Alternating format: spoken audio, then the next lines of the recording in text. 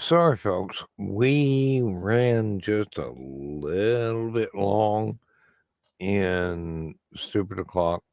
So I'm consolidating my feces and we will run the credits right now for Last Man Standing.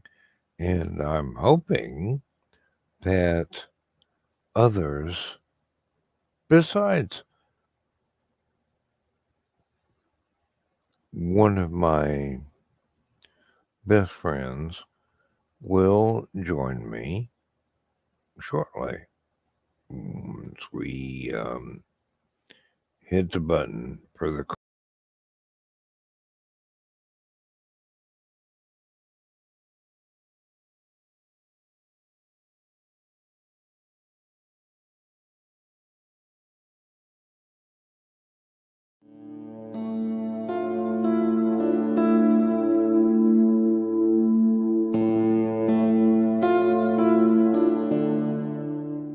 Time to do some sketchy shit. Doo-dah, doo-dah. Hope I get away with it. Oh, da doo-dah day.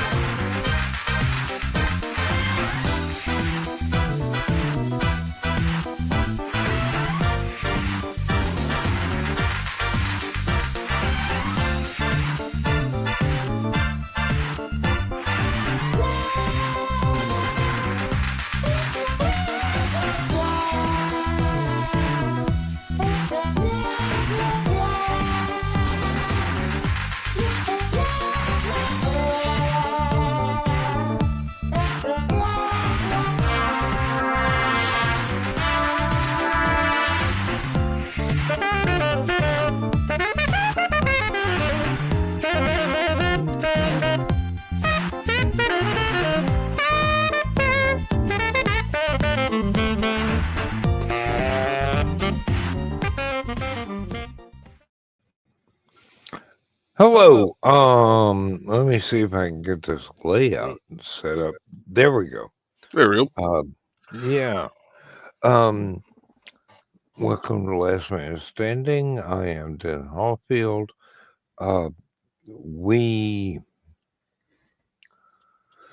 usually are blessed with the presence of Aunt Donna. Tonight, she seems to have needed to catch up on her sleep. Also, we are oftentimes blessed with the presence of Dawn, and she also,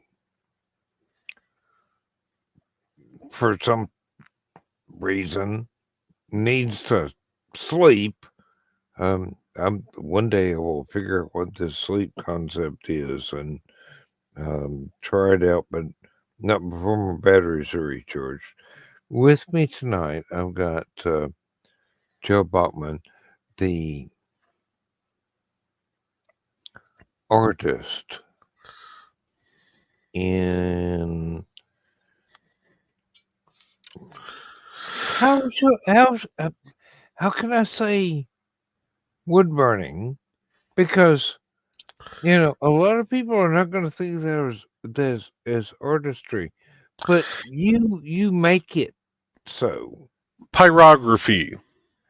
Pyrography. That's a good word.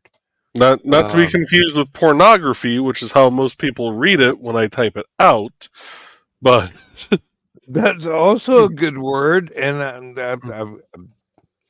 I try not to get distracted.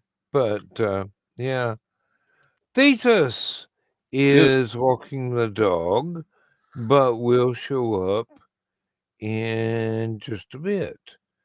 and we And also got Paul joining us. Paul, I'm glad you're here. I mean, you were in Stupid O'clock too. So I mean, seriously, thank you. Um, we d- we don't. OnlyFans wood burning.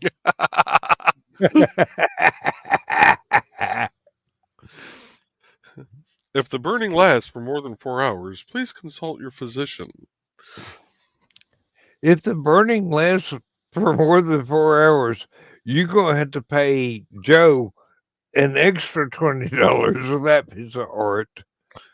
At And least. and basically, Trey is going to be infernally grateful for that wood burn for 4 hours. Okay. Mm, Um. Okay. Let me see if I can send Paul the link.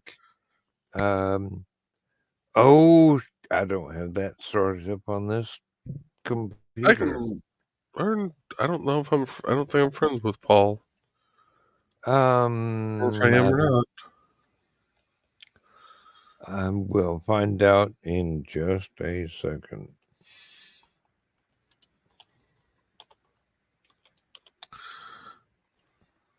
Yes, indeed. Because Paul is one of my writers for Aphelion. And I do mean one of my writers. I mean, should mean Mm. much better, much more Oh, well okay. Yeah, we known are friends. than he is. But hey, I'm an editor. I have to edit myself. I'm a little That slow on the uptake sometimes. holding down that key is not going to do a damn thing. Um,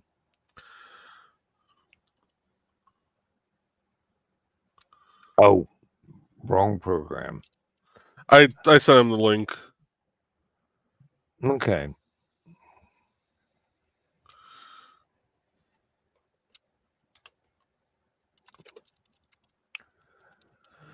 I am a bit slow this evening because, as you may or may not have gathered from my cryptic Facebook posts, I have been writing all day. And rather than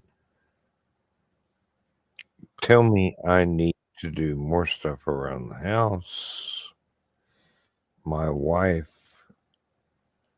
has decided that me writing is more important than Mm. fixing the floor or buying a new kitchen or everything else she wants done. And I'm going, is that all it takes? I don't have to buy a boat. I just write every damn day. Uh, she will never watch this program. That's why I'm free to say this. Otherwise, there will be a very tiny, very angry British woman who's a very good shot because I taught her how to shoot with a 38 caliber pointed at the back of my head right now. Um,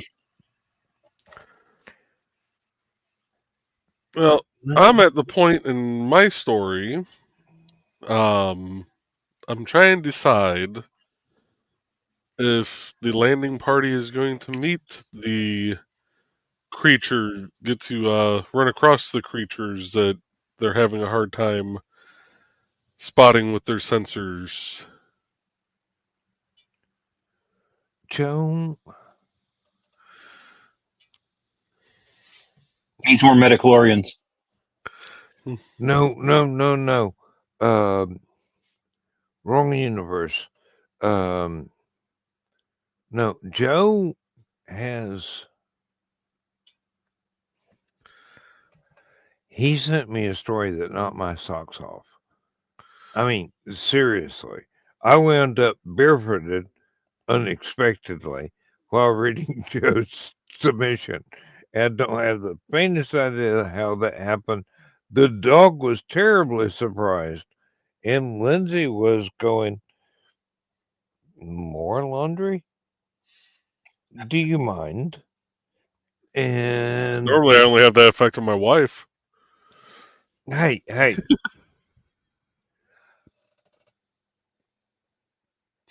I'm not going there because if Trey ever hears me say something like that, she'll hold me to it. Um, and that's a very difficult hurdle to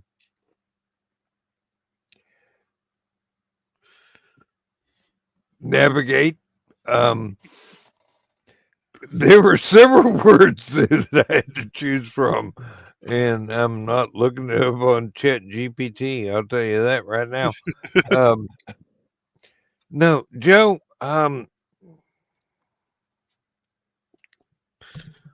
The story you sent me the first time was absolutely captivating, and you had a distinction of not needing more than minimal editing. Mm. And Thesis did that too. I mean, sent me a story, goes, "Hey, here it is." I'm going, "Fuck, you need to learn how to use a comma, but other than that, this is perfect." And I mean, seriously, when you see this, you're gonna believe. Until you see it, you will not believe. I'm looking forward to seeing Thesis's story in June. Oh, yeah. Um, Paul, if you haven't gathered, I'm now the official short story editor for Aphelion because we have gone through more short story editors than Spinal Tap goes through drummers. Fortunately, we've only had 4 of ours spontaneously combust on stage. I I'm one of figure, those rare people that will actually read the submission guidelines. So yes. yes, um, reading submission guidelines gives you an instant in. Um, and not just with me, but with every paying publisher. If you read the submission guidelines, you have already jumped like 16 hurdles that other people never knew they were there because they didn't read the submission guidelines. Mm-hmm. And this is the way that pro publishers go. Hey, this is first level. Do I read this? Do I throw it in the round file? If you followed the submission guidelines, your stuff doesn't get thrown in the round file. I've been a subscriber off and on for many years of that magazine called Writer's Digest, and they have a lot of good information quite often in the magazine. So it's not always great, but pretty good rag. So Yeah, yeah. Right Everywhere is another good one. I haven't seen that one. That's more a website than a Mm. zine. They will advise you about people that are trying to take advantage of writers and take whatever little money we have and promise us huge profits as Stephen King level writers that will never materialize because due diligence, folks. If you ain't Stephen King, you ain't earning Stephen King money. Be right back. I'm still However, listening. I'll be right back. if you write a good enough story, you might get there eventually. You gotta be patient. You really have to be patient. Um, I'm still a very, very, very low list pro writer. I mean, I would put myself somewhere in between Z list and maybe N list, but nowhere near A list. I mean, seriously, I don't have an ego in this hunt. Um, I I write the stories I want to read that no one else has thought of writing before. Otherwise, I would have bought them. I would have read them. And one of the reasons that I run Aphelion is so I can read stuff by Joe and Thesis and Paul and what is it? Uh, Almost 1,000 other writers, and of whom 500 of which in the last 27 years have actually started to collect money for doing their writing. Hmm. I mean, whoa, Paul, people come and go so quickly here. Paul vanished as soon as I pulled him up. There we go. There we go. Internet, something's freaking out. So Oh, I, don't. I was connected. I had to run and go do something. And my Bluetooth went away, and I came back. That it wasn't on the stream anymore. Well, Weird. I was actually I was just telling folks about I got how up to low tier writer, and then everything cut off. So, but you don't well have to go through the whole spiel again. um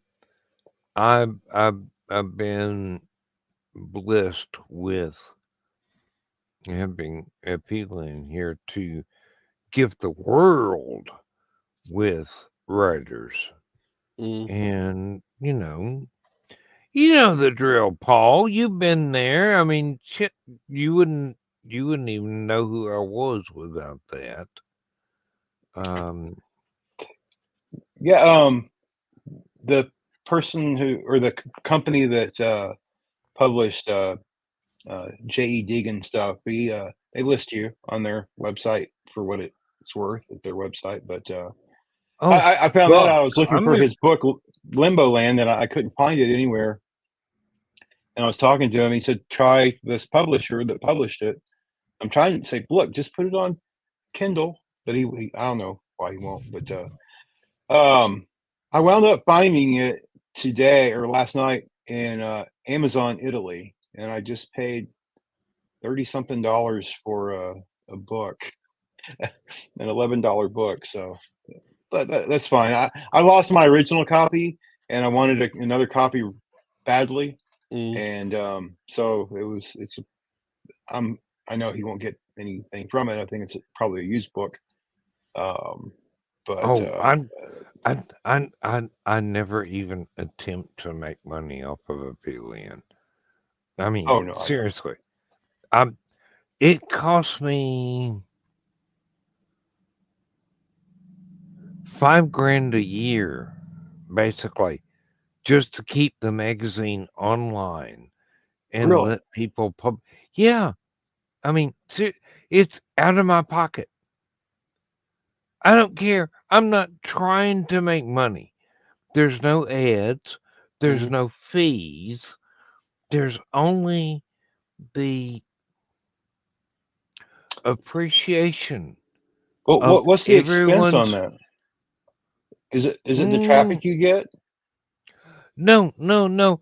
It is keeping the um the URL alive in my name Hmm. and the web space on the server I use, which I have been using for 27 years, and they go, Dan called. We gotta fix this shit. I mean, seriously, they You're treat probably their longest running client they at this they point. treat me they treat me like I'm Alice Cooper. I mean, seriously. And they pull up your account number, and it's probably like number 9 or something.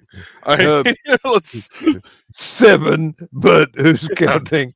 Um, yeah, I mean, seriously, uh, I I actually have a hotline phone number to one of the guys that goes, "Oh my God, I get paid extra for fixing shit for you." I was just trying to figure out what your expense is on that. Other than, I mean, your Um, URL shouldn't be more than $10 or so a year, and then I don't know how much the server is. actually, no. The total expenses for the web space we use and the URL comes out to approximately 2 grand. Wow.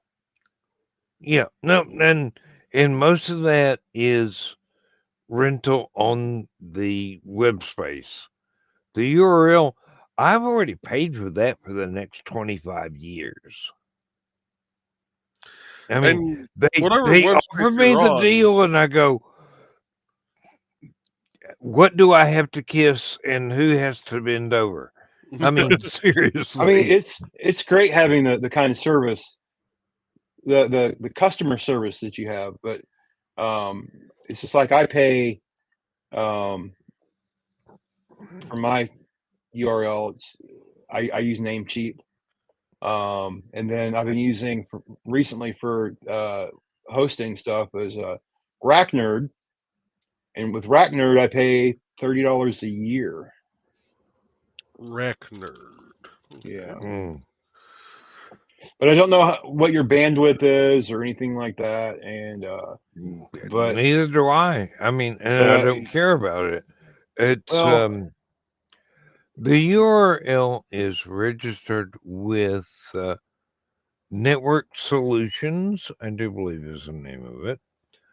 I have been dealing with them since 1995. I mean, that's 2 years before Aphelion was ever born in 1997. They have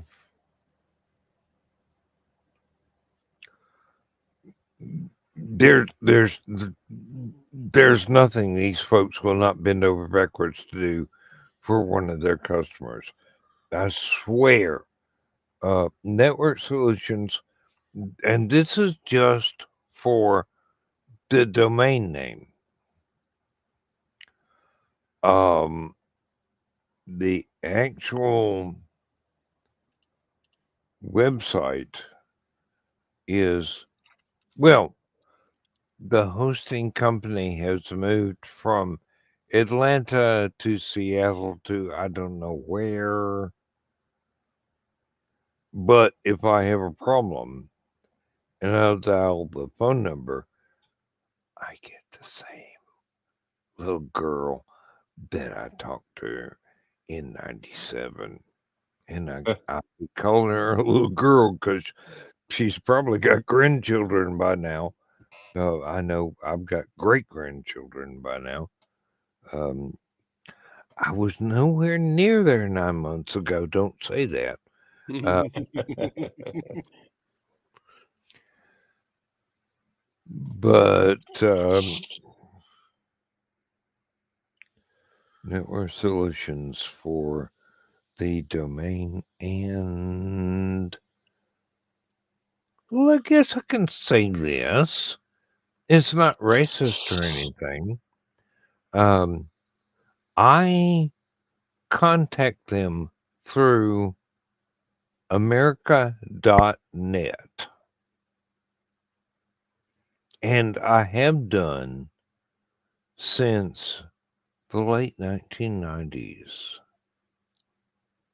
They are the first people I ever got online through, even though the person that convinced me to go online shortly afterwards says, I thought you didn't want to do deathmatch in Dune. Why did you kill me? And I'm going, I didn't know it was you. It was just something that moved and I had to kill it. This is the hazard of being raised in East Tennessee. Something moved, it needs to die. Um, there are so many threats. There's so little time, but yet there's so little barbecue sauce. Hey, and a good barbecue sauce covers a multitude of sins. True. Yeah, there there are people in New Zealand going, will you please stop snooping in our family reunions?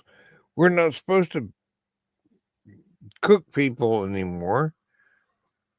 Hey, um, neither are my ancestors, but don't go fuck off in Cherokee if you don't want to wind up as a barbecue. I might have to get up often. I have a thing called interstitial cystitis, and it gives you bladder problems. Oh. Oh, Plus, I'm please, please, pouring please, please, I'm go pouring ahead. this all over it. English gave the Irish a recipe for water, and this is what they made. Yeah, but excuse me, that's holy water, and I will see that and raise you this. Yeah, that looks. I'm not much of a connoisseur of things like that. Um, I'd love to find a good whiskey. I like and It's my favorite way to do whiskey is in Irish coffee. I will drink if you put an oh Irish coffee in front of me, it's gone. So yeah, that's I'm my problem. That's my problem too. Um, and to my dismay, very few redheads ever give me a second time of day. Um, 'Cause along with Irish whiskey, um, there are few repeat performances. Um,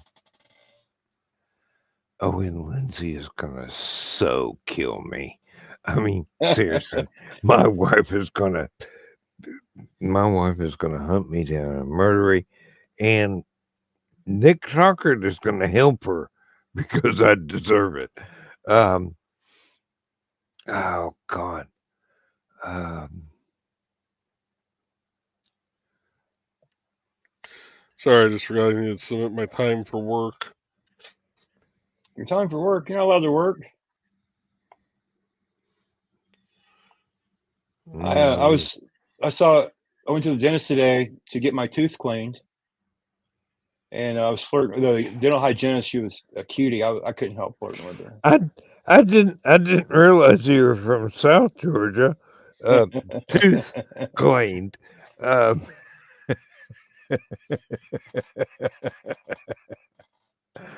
huh, you down it, Savannah way, ain't you?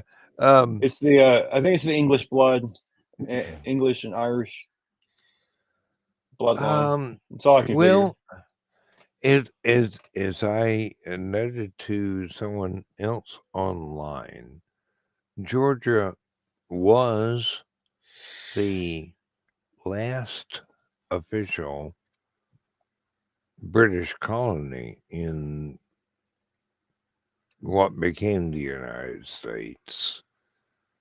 And we're still very, very British, although we are very, very Southern at the same time. You know the remarkable thing about the Appalachian uh, dialect, right? It was the Appalachian dialect is actually Elizabethan English. Yeah, but there's a very, very large intermixing of Elisa. Eli- Say that again. Elizabethan Irish Hmm. in that English. Hmm. And Scottish too. And no, no, I mean you can hear it in the shortcuts people make as they went from the 1910s to the 1920s to the 1930s to um, when my grandparents were alive, the 1930s, 1940s, on into the 1980s. But the the language evolved. Even there, even in such a tiny subset of speakers. And this is directly applicable to not only all of Europe, but Asia and everywhere else. When you have a small gene pool of speakers of one particular language and dialect, as it evolves,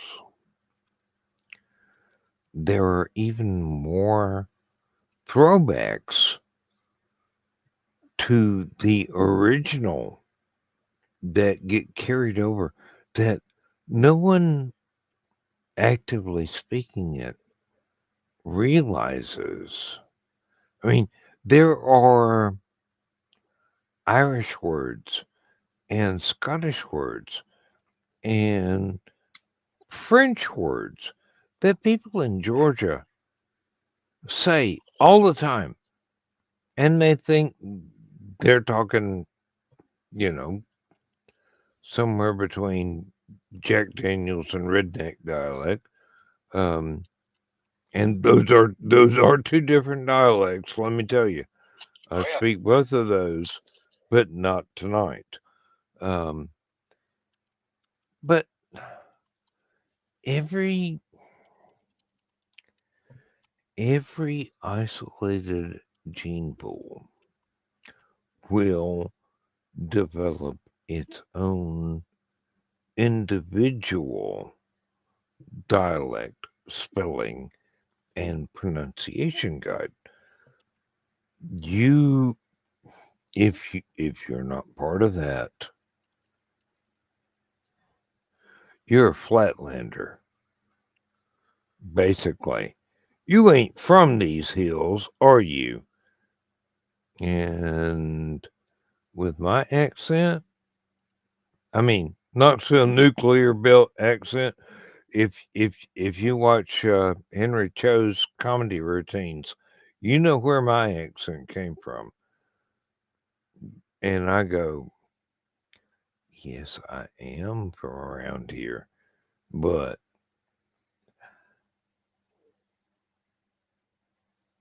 I'm not going there. Not even now. Not even this time. Not the green room. No. Um, I could have green roomed myself quite easily at that moment, but no. Um, no. Seriously, when you have people that are as clannish and insular as most communities in the early United States. Doesn't matter what state, you know, um, but they tend to develop local dialects that, to an outsider, sound outlandish, but that's because the outsider is outlandish, not the dialect. Uh, we we ain't trying to make ourselves hard to understand. It's just you need to learn what to kiss and win, boy. Um, oh fuck! I just channeled my grandmother on my father's side. My grandmother on my mother's side would have not been that. Um, she would say PG-13. Because Granny Griffith did not cut anybody any slack. You cross that woman, you got a long row to hoe, shall we say. You cross Granny Hollifield, and she'd cuss you out to your face, and the preacher would bless her kindly the next day.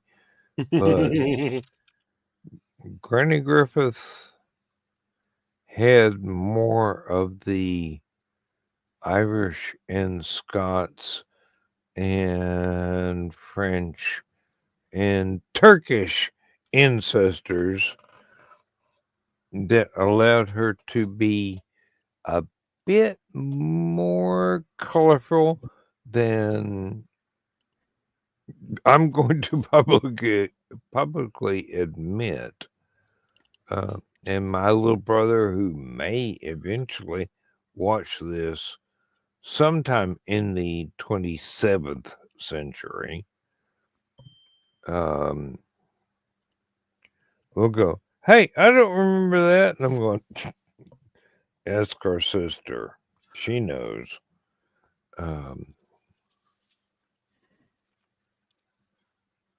I originally had a point there that I was trying to get to, but I think I've misstepped through the spider webs. Um, That happens. well, um, a good digression is a thing to treasure, actually, because it prompts other digressions and other changes from some strictly enforced topic, which, if we ever had a strictly enforced topic,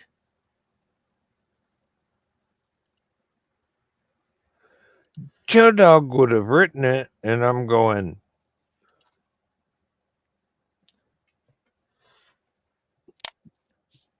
no. Well, I mean, I would have used other words, but no is the gist of what I would have been saying.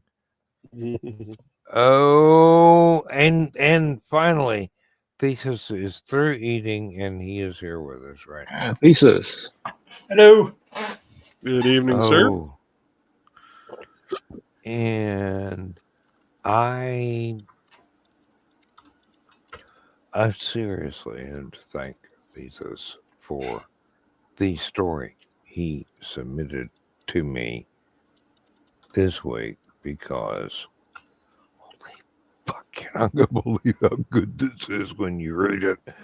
I mean, seriously, in 30 years of being an editor, I have never, I mean, well, um, Joe Bachman's, but I have seldom, if ever, gotten something this good that I read it all the way through and I go,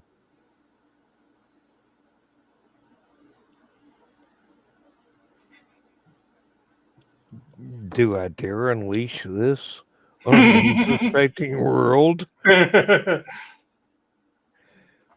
Hey, if you read Joe's story, you know exactly what I mean. Um, oh, and I do I do hope that Foxy is not put off No. from. No, I want her to send me something to read, Oh yeah. and I will tell her whether she's got grammar problems or whatnot, but I will also tell her if there are structural problems with the Mhm. story, like this villain does not make sense with that scenario, which, very seldom people actually send me a story in which the villain they've created is either so overpowered for the scenario they want their hero to undergo, or so underpowered that the hero they've created is pretty much could have been any random policeman in the universe. I mean, if you're writing this, I'm gonna destroy the world villain, and some cop from Monty Python could easily arrest you. there's some work that needs to be done in that plot line, Yeah. right? Um, but no, um, when I get a submission like yours, when I get a submission like Joe's, and I am absolutely unable to look away until I finish the entire story. I mean, seriously, unable to look away.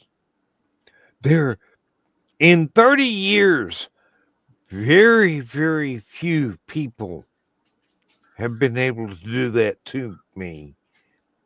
And I, I,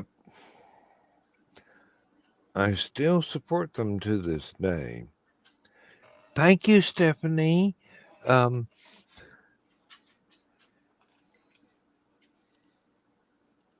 Stephanie Osborne and I were supposed to write a novel together, but I couldn't write fast enough. No, no, seriously. I took like 4 years to turn out 30, maybe 50 pages. Stephanie turns out 1,000 pages an hour or something like that. I don't know. Yeah. The, the woman is. There's a reason why she's an astronomer. She's astronomical. Um, Female and Sergey. she, oh, oh, yes, Paul, you would know. Um, although Stephanie,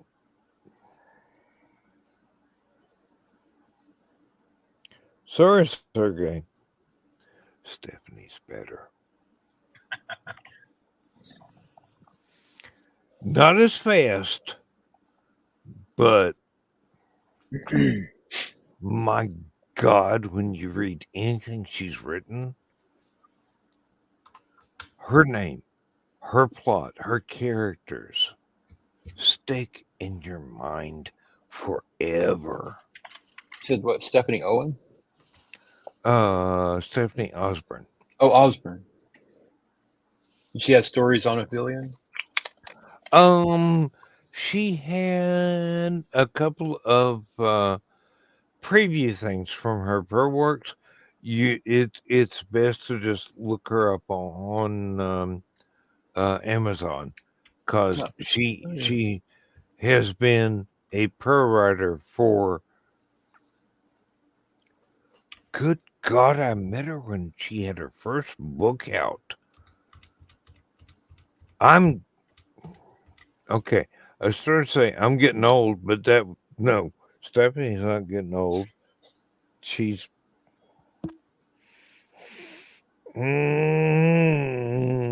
old Dan. Shut up. Um, I meet so many little girls, and they turn out to be such proficient writers, and I'm so proud, and I like to support them. But then again, I like to keep it a secret that I'm older than fucking dinosaurs and coal.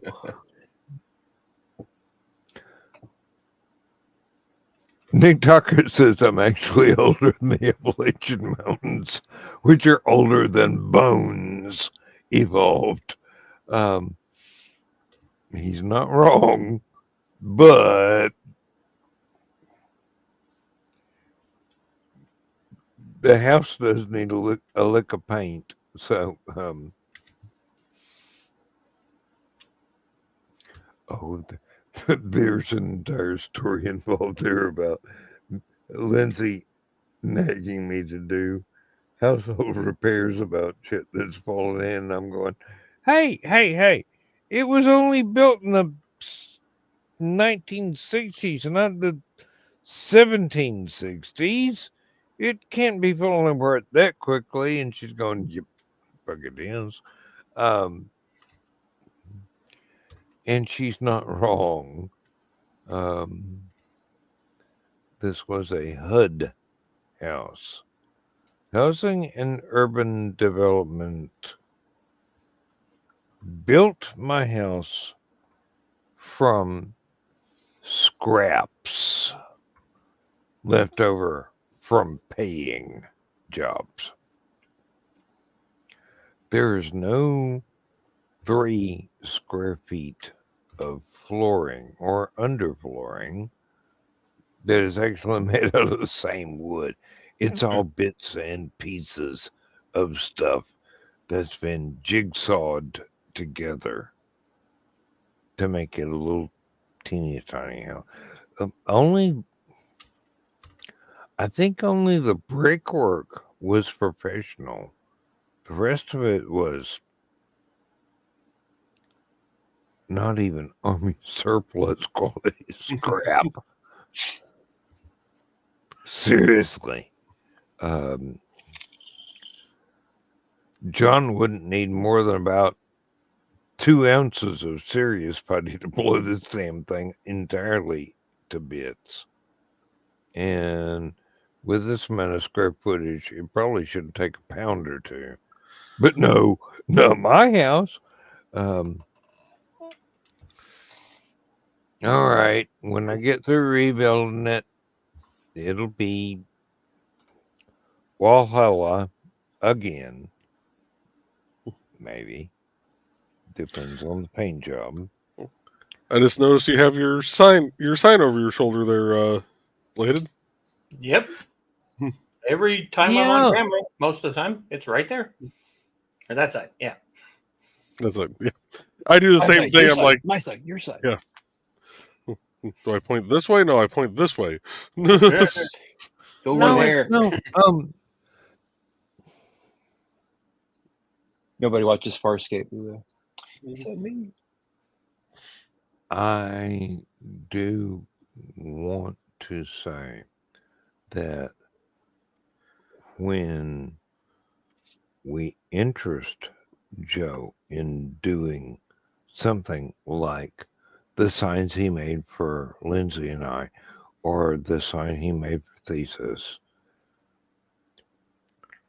you do not get half-ass work. You get the entire ass, and it's a damn pretty one. And I have plenty to go around. I was hoping Trey had gone to bed already before I said that. Yeah, she's in bed. She's in bed. The cats are not, because I keep every once in a while I keep hearing as they're going up and down the hall. Oh shit! No, Lindsay does that to me. I'll be sitting here. I'll close the door, turn the camera on, start the microphone, and start streaming, and she'll go up and down the hallway,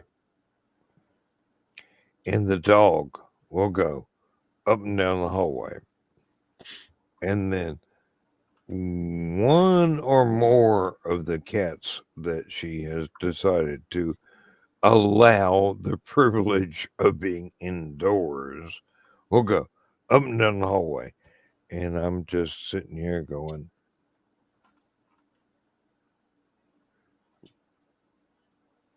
you do realize I'm trying to work here. This is not Atlanta Hartsfield Airport. Will you please calm down?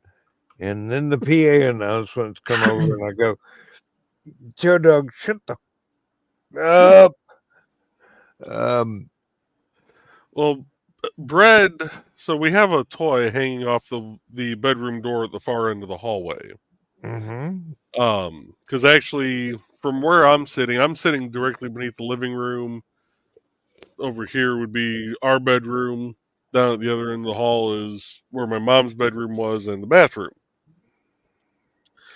Well, we hung a little toy, little fake rat on a stretchy elastic string. And I'm laying there in bed the other night, and I hear this thump smack. The fuck was that?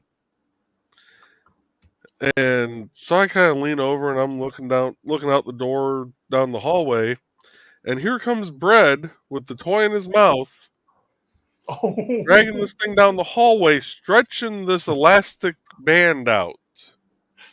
Oh. And then it slips from his mouth, and you just hear it go smack. Bam! Well, then he runs back down the hall, grabs it again, this time makes it down the hall, around the corner into the living room before he lost it. So now you hear this thing come zipping back around the corner, off the wall, off the wall, off the wall, off the door.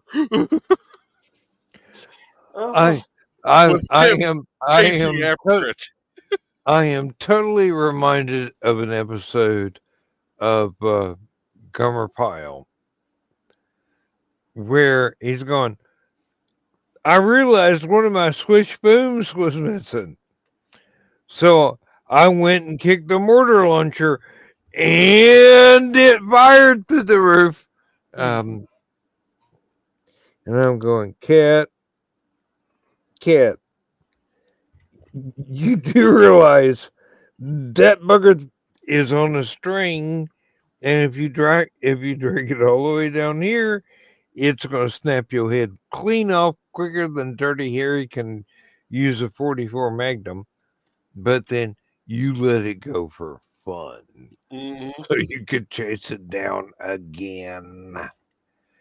Cats are so. Well, I don't think he was really. I don't think he was doing it so much for fun, because the other one that was on the wife's craft room door, he's ripped it off of the elastic band and then tried to scare my wife with it by hiding it behind some bags in the kitchen. Yeah, cats don't do fun; they just do murder. Chaos agents. Hey! They do fun murder. Fun murder, yeah. Believe me, I've been owned by almost 40 cats at one time. Wow. Hey, you hear crazy cat ladies? They got nothing on old Dan. If I go outside, I don't even have to carry food. If I go outside, you could not hear a chainsaw next door for the purrs that I hear from my cats. I mean, it is absolutely deafening. I can't sit down because they will climb all over me. My wife goes out to feed them, and she's going, they don't move until I set all the bowls down. And I'm going, that's cause I trained them to hunt. This is tame food. This is not on the hoof. We had one cat. She's long gone now. God rest her. I had to bury her myself. Deer were afraid to walk up to the outside of the chain link fence because my little Susie went, oh, you taste great with barbecue sauce. and not only deer, but coyotes are afraid of Susie. Let me tell you, those buggers never came up in the yard. Deer were okay. Foxes walked through the yard. The pheasant, quail, whatever, walked through the yard. Susie intimidated coyotes. And she's just about, teacup size. Mm-hmm. She just a normal tabby cat, and she ruled about 20 acres of forest around here. I only own two, so I'm I, I'm sure she had a contract signed with the next door neighbor so she can. But no, Yep. Got to get um, those right of entry permits signed.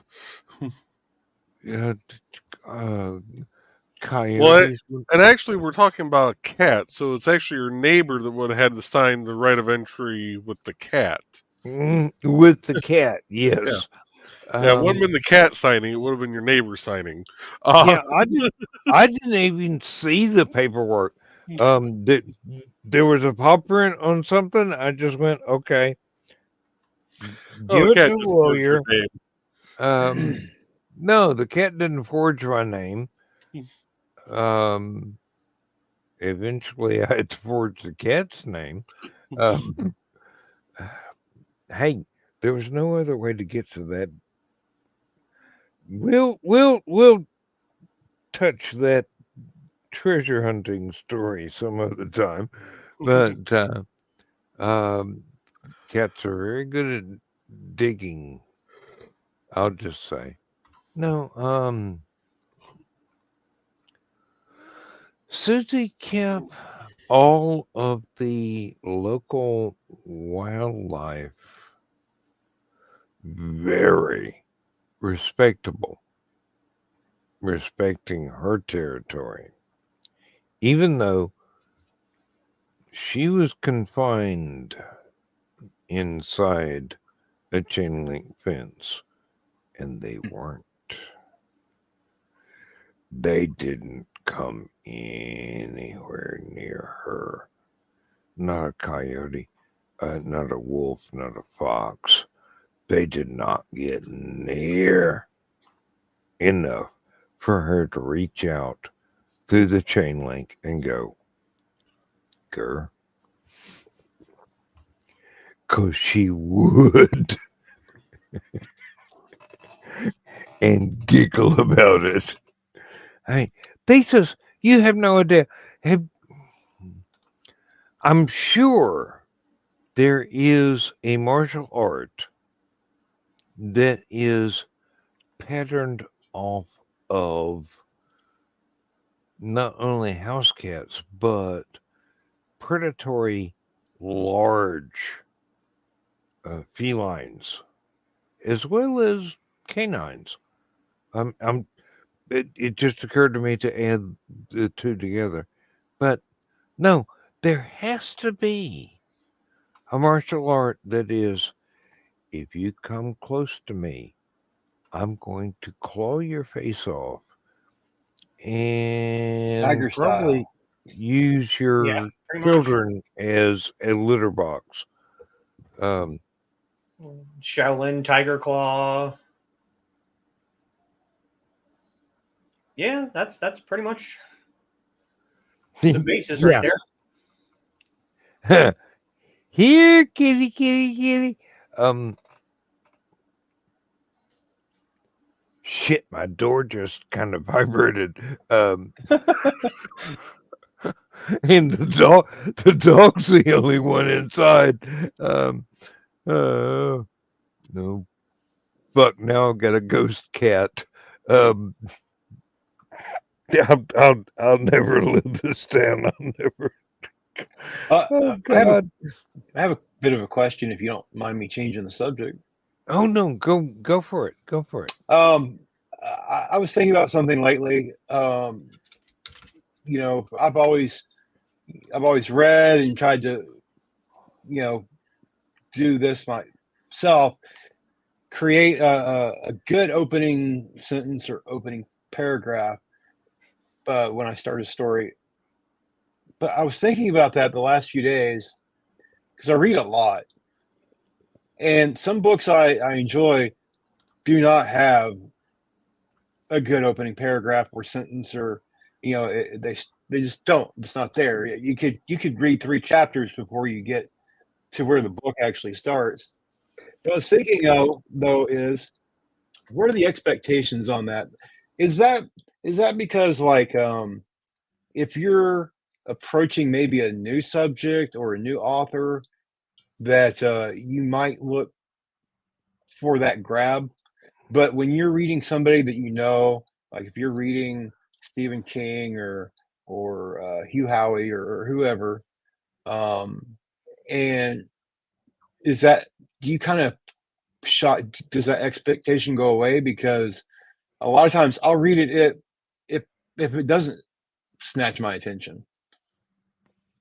I'm just wondering how important it is at some point, not necessarily these like pro writers, but in any writing. If you're writing science fiction, does sometimes a reader's expectation for the science fiction is overcomes that need to grab their attention and pull them into the story?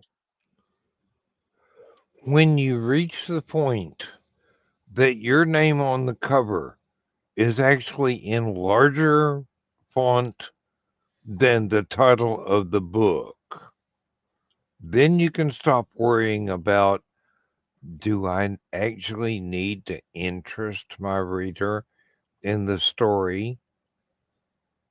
Or is my name enough to make people go, take my money, please? No. Yeah, Um, and I thought I, about it from that perspective also. I yeah, thought about it. my opinion is that you've got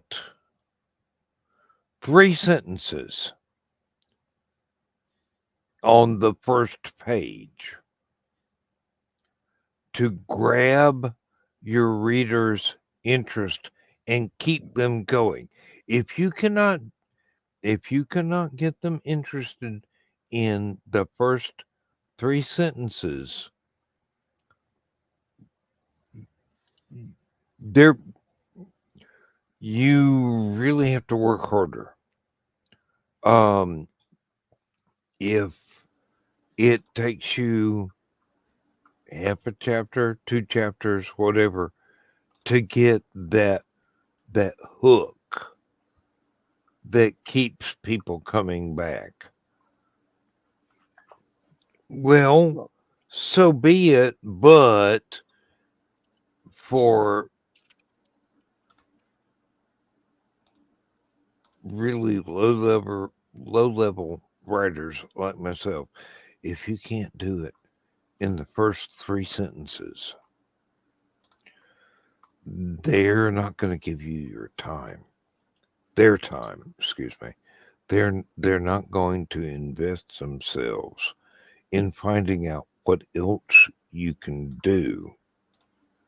You have to give them that first sentence, that first paragraph that grabs them like by the throat and says, "You got to read this shit." I mean, Joe and Thesis just did this. I mean, seriously. Um, and I hate to brag, but in 27 years of Aphelion, I very seldom get stories up to the caliber of their first efforts ever submitting something. And no, this is not butt kissing. This is someone who has been a publisher, editor, and a writer for over 30 years going, "You bastards, how did you outdo me right then, right now, first time out of the gate? You magnificent bastards, you." Well, Seriously. for me, like And oh, Paul, you sent me wonderful stories too. oh, I haven't yet. Dan, all I've done is the flash contest. I haven't sent you anything yet, but You expect haven't something sent me short soon. stories, but No, I have I will Ian soon. Ian does the flesh stories, and I do read everything. I mean, I believe it. seriously. I read I try to read all of everything. Aphelion. Sometimes I can't read all of Aphelion, but I try to read all of Aphelion too. Um, but no, like No, when I seriously, was a Paul. kid, I read like kids novels and stuff like that until I was a teenager. But mostly, other than comic books, mostly in my house, the only reading I had, I guess, because of my father, I had encyclopedias, science books, and engineering books. We didn't have much fiction. My first real adult kind of fiction was I convinced my stepmother to get me a box set of Anne McCaffrey's Dragon Riders of Pern.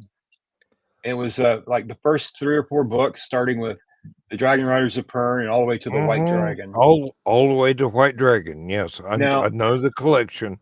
That's the a I very that is a very elegant oh, um it's beautiful, first step there. but the first book I tried to read, the Dragon Riders of Pern, I couldn't get past like 10 or 20 pages. I just put it away. I tried a couple times to read it. I wanted to read it because it was about dragons. And I couldn't get into it. So it basically sat on the collection sat on my bookshelf until I guess summer, and I got really bored. There was absolutely nothing to do. And that White Dragon book, just I kept looking at it, going, I didn't want to read them out of order, and I was really hesitant to read anything else. But the White Dragon book, it kept like calling my damn name, and I picked it up, and I could not put that book down. But after I read the White Dragon, I was able to go back and read all the other books. I That's mean, because because Anne took a long time to get to it's a what solid I 50 call pages, the and, narrative hook. I mean, and I love her work. I oh yeah, really do. the It's ship we very sang. Oh, I love all her it's stuff. very foundational, Mhm. but she took a long time to get to the point. Well, Dragon Riders of Pern, if you get past page 50, you're in. I want to tell you another book though that went crazy popular, and some has been author called J.K. Rowling or something. I mean, nobody knows who she is even. But the Harry Potter books suck. I mean, really, I enjoyed them. I enjoyed them as a reading them. They're fun to read, but they're terrible. And that first book, the first 100 pages, are the most miserable 100 pages to try to read that I've ever I'm read. And then the story takes off. But I'm um, I'm not trying to be negative about JK, but really the narrative hook happens in about 50 pages of book 3. yeah, yeah, pretty much. But the great thing, Um the one thing I really she's love about, she's an absolutely beautiful, excellent world builder. oh yes, The the the background, the setting, the set dressing, which is something I stress in all the editorials I do that are about constructing stories, is you have to have this thing that your readers go, fuck yeah, I'm in.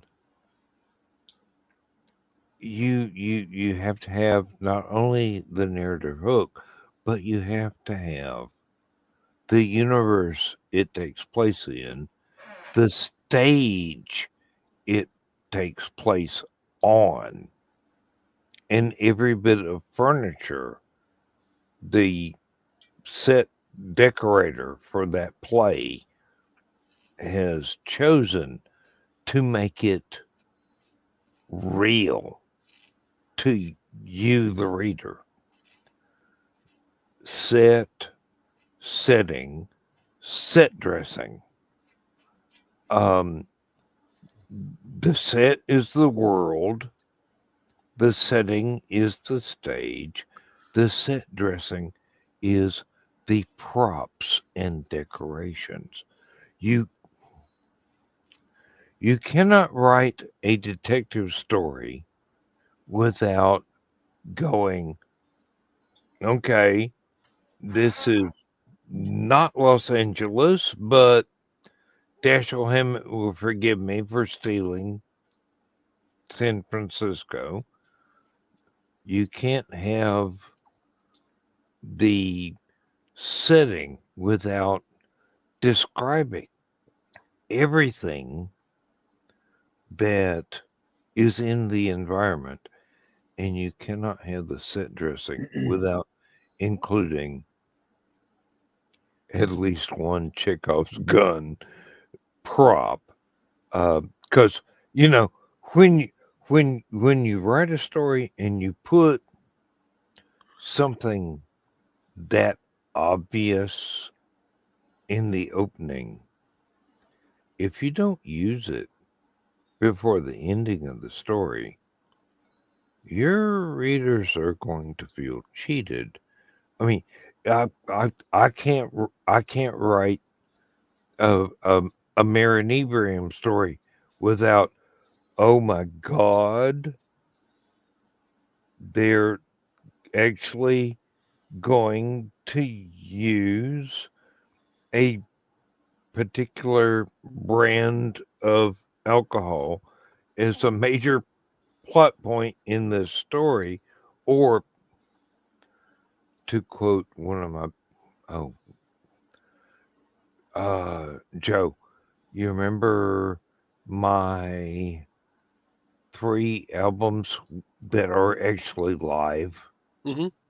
My guitar player, he wrote a Marinibrium story where there's somebody cheating at cards, and his narrator catches them. And let's just say, at some point, someone has a lucky horseshoe forcibly removed from their ass. Um, I'm, hey, Jim is Jim Parnell is a an entire universe of his own. I mean, this guy taught me how to play bass guitar because he needed somebody that was playing rhythm section to his lead, and motherfucker can play like nobody's business. I mean, did there are guys in the Grateful Dead that go, Parnell, yeah, I wish I could do that, but no.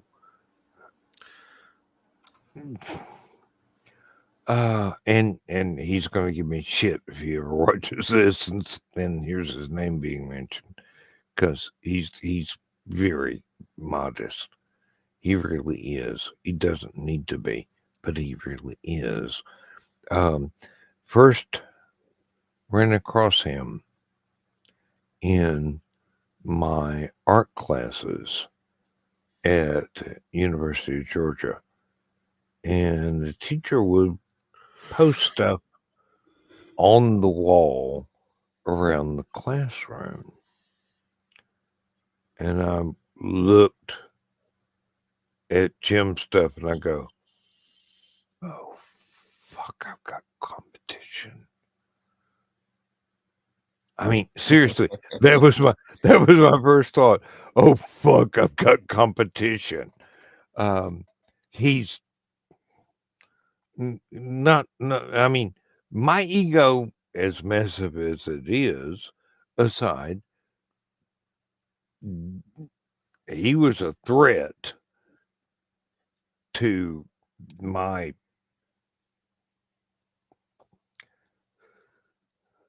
Well, I mean, there's no other word for it but ego. I mean, and then Pride and Prejudice. no, we became best friends and eventually roommates. And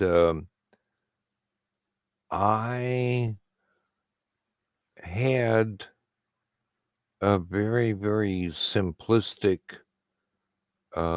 cassette recorder that I would, upon his request, record his guitar jams on indirectly. Recording Jim playing his guitar and playing alongside Jim led to every single note of music that I have written that Joe uses on his shows and other people use on their shows and I use on mine, but it's all due to this one guy who said,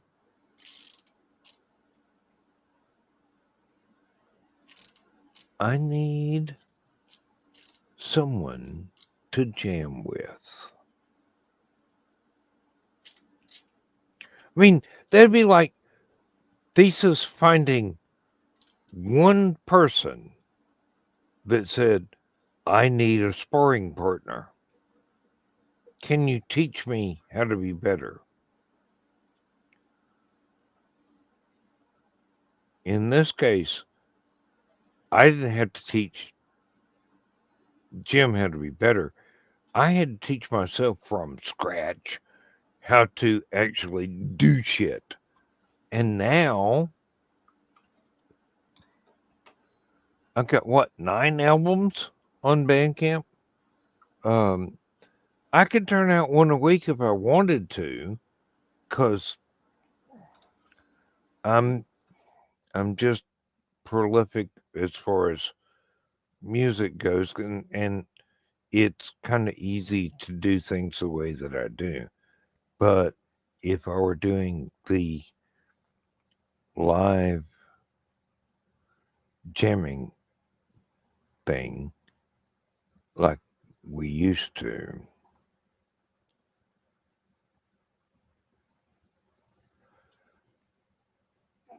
oh no, there's no limits there. There's no demarcation. There's nothing that would have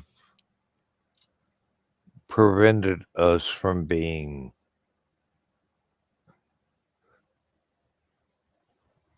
possibly as famous as some contemporary artists, if not more so. But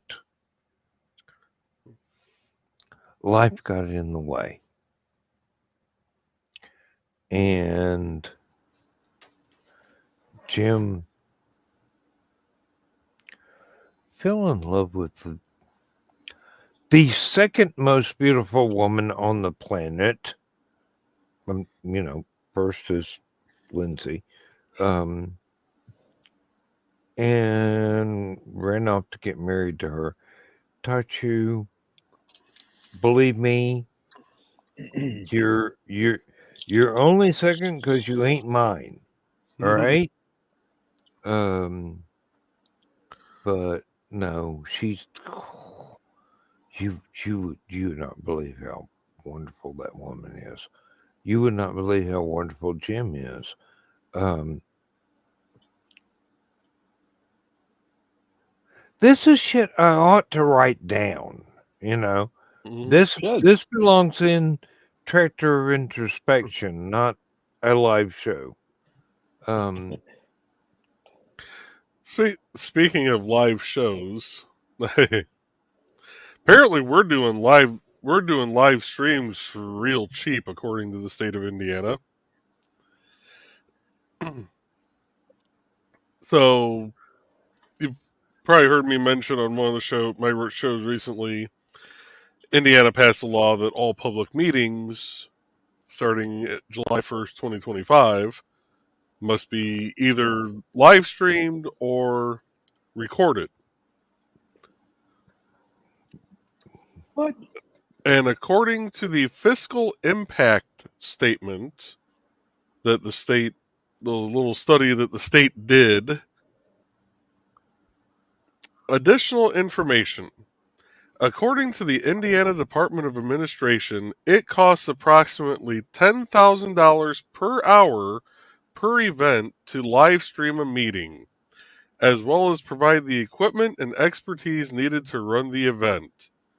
We are fucking undercharging for our services here. No shit. where is my goddamn paycheck? Right? I mean, seriously. Wait. Well, let's send the bill to Indiana. It sounds reasonable. I mean, Indiana? it- No. We To need me, to send no. the bill. We need to send the bill to Washington. They'll never know why, but if we invoke a lawyer, they'll pay us without having to question it. Well, Um, I look at it this way: if they make a law, that silly that could pay you dividends. Take advantage of that shit. I mean, just take advantage of it. Hey, if there was a way, Show them how stupid they are. Show them how stupid they are by bankrupting their asses. Well, here's the thing. This bill. Believe me, if Joe Dog could use this and Stupid O'Clock to pay for Hallowcon, we'd have Hallowcon every fucking week. Well, and here's the thing. They're requiring, and this is any state meetings, county, town, township, and even school board if the school board officials are elected. Ooh, that's the hook. Okay. People have to be elected. Now, it doesn't say if, like, my Parks Board meeting has to be done live. It doesn't say anything about Planning Commission. It just says the executive fiscal body, which more than likely just means town council. Okay. I was thinking it was Trey, and that's a very executive body right there. Well, yeah. But shut up, Dan. You're trying to remain married. If it actually costs $10,000 per hour per event to live stream a meeting, my little bitty town wouldn't be able to do it. I know. And Wesley is a troll. The same stupid troll really? asshole we've seen before. Sounds like government efficiency to me. You shall all soon be tempted by Satan. I ain't tempted by Satan. I live with it. I'm tempted by Satan, not Satan. Spell it correctly. I like looking like the Dread Pirate Roberts. All right. I've got a better mustache, but yeah. Goodbye, Wesley. Bye, dipshit. Bye, Wesley. The I know another Wesley. Wesley Crusher. I don't like him either. Yeah, no. I do like Wesley Crusher. I like Wesley the Crusher. I character. don't like the actor. Mm-hmm. I do like the actor, actually. He's a snot. No, he's a little snot. No. He's an abused child. And piss off. he's talking? gone through a lot of bullshit to get to be as adult and responsible as he is now. And if I had gone through that,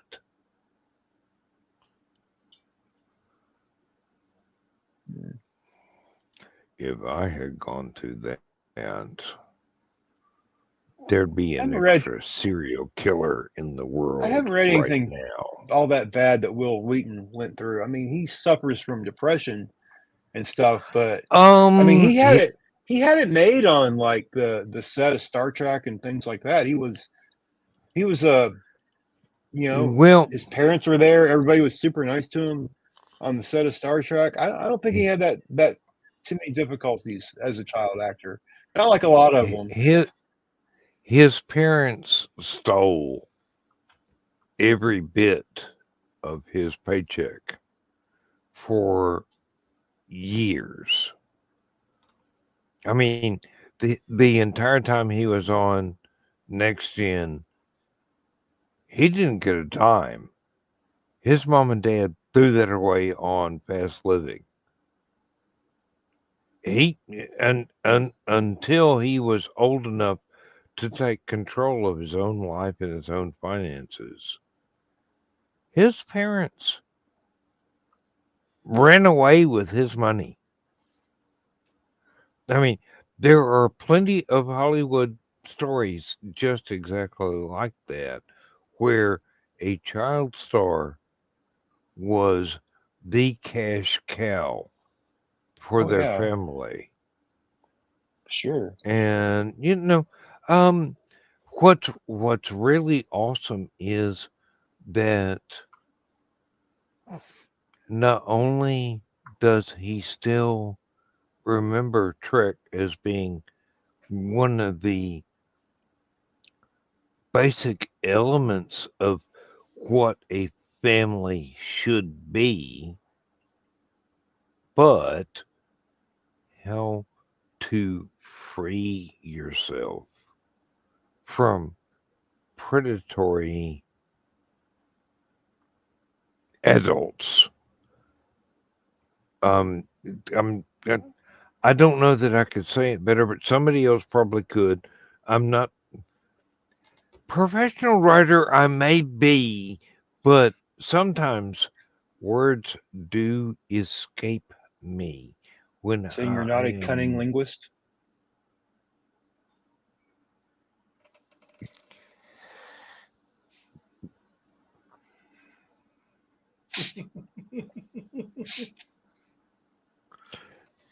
Sir, you tempt me darkly. Um, mm, oh, I'm not even going there. I'm not a cunning There, linguist, but I Hey, am a master debater. there hey, are I like wanted to be a 16 different riposts I can make to that jab, but uh, I wanted to be a fisherman, but I became a masturbator instead. Hmm. mm, oh my God, did you hear that? My neck pop? Oh, A little bit. ah. I've got music playing also in my ear really quietly, so I don't hear any extra noises.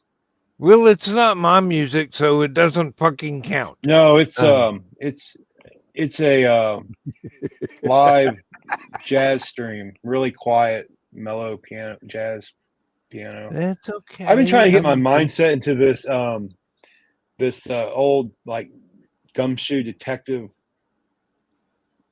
kind of story, and so that's I that don't is listen a to jazz, but it's got me listening to jazz. So that is a really satisfying genre to slip into to well, see, write. I want to cross over with sci-fi, and That's easy to do, yes, but the you have to have the basis with the as I said, set, setting, set dressing, and as you pointed out, the period music that you can call upon for oh yeah, Well, yeah, you get topical the references that people will Philip. get. Well, I like the Philip Marlowe, Ethan Hawke, all that kind of stuff. Even like oh crap, why did it pop out of my head? The Richard Garner show. I can't think of it right now. Rockford Which is Files. stupid because Rockford Files. I love Rockford Files. It's the dumbest show, but I love it. It's the greatest show ever. Yeah, yep. It and he's actually in a couple of genre movies as a um a I loved him detective. as Maverick too. Well, fuck yeah. I mean, seriously, that's like saying, "Hey, I like Tim Curry, but only in this movie," and I'm going, "You've never seen him in these other movies?" Oh, he was great in Seriously, it. no. He and I mean, Rockford Files was very instrumental in establishing a 20th century, not 19th century, sort of Yeah, detective gumshoe story kind of thing. Yeah. where um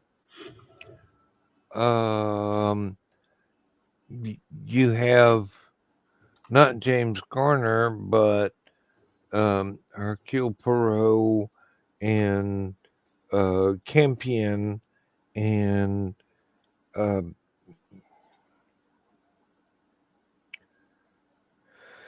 my God, why does my brain desert me at these seconds? I would blame age, but it happens to me my entire life, so I really can't blame age. I just I'm I just blame that not being born with enough brain cells. That's all I can figure. For me. I'm For you, I'm I don't know. Maybe you have too many words in your head. I'm only 70,000 years old. I mean, seriously, I haven't even reached mental age yet. Um, Well, now I've decided that, and like I and tell people Thesis now, is going, oh, new life goal. well, now I like to tell people those aren't typos. I'm creating new words like Shakespeare. There you go. Yeah.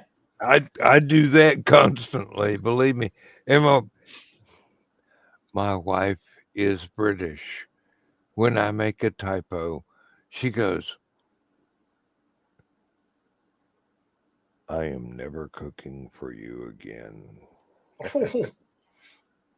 And I'm looking back going, but I love fish and chips. Ah, You just tell people that you're speaking in a language that doesn't exist anymore.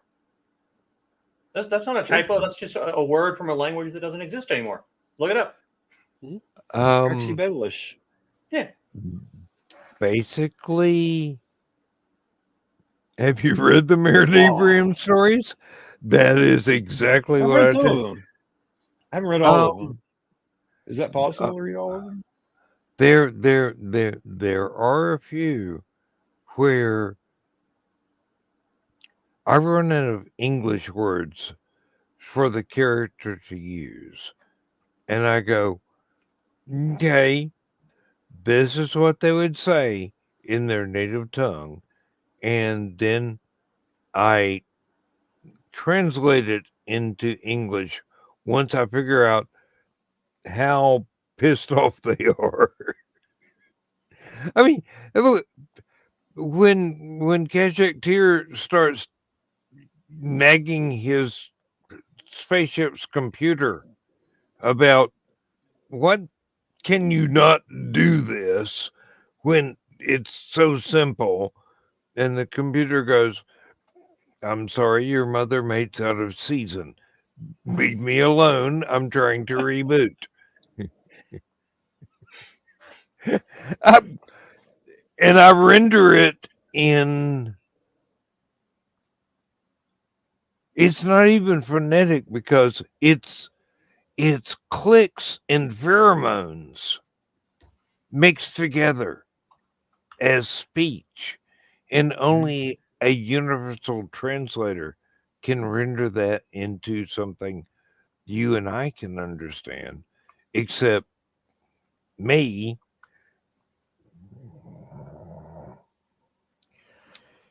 I am the owner of this universe. The winds of time are moving through me. Thank you, Hawkwind, for giving me the concept of everything I need to do forever and ever and ever. And thank you, McDonald. What? There's a mystery writer named McDonald, Paul, Mark, Mike. I can't get his first name. Um, Travis McGee. Um, that's the character. I, I'm, I'm, I, I'm not fluent with that universe yet. I will be because I've got nothing else to do except retire. I've got stuff to read. Um, Travis McGee, somewhere on a boat in Florida, he has a best friend who is an absolute brainiac that helps him solve mysteries. Um, I don't have the faintest idea where the hell that was going, but it was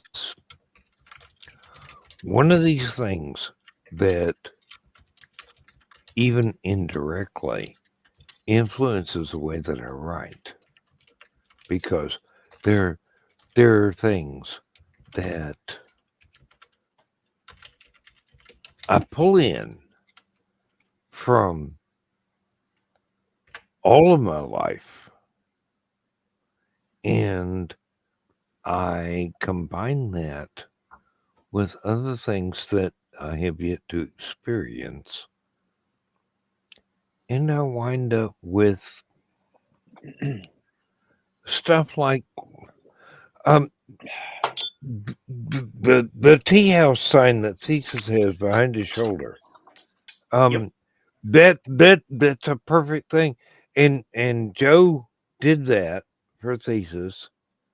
Joe has done artistic stuff for Lindsay and as well. We're going to be showing it off soon with chains made by Richie.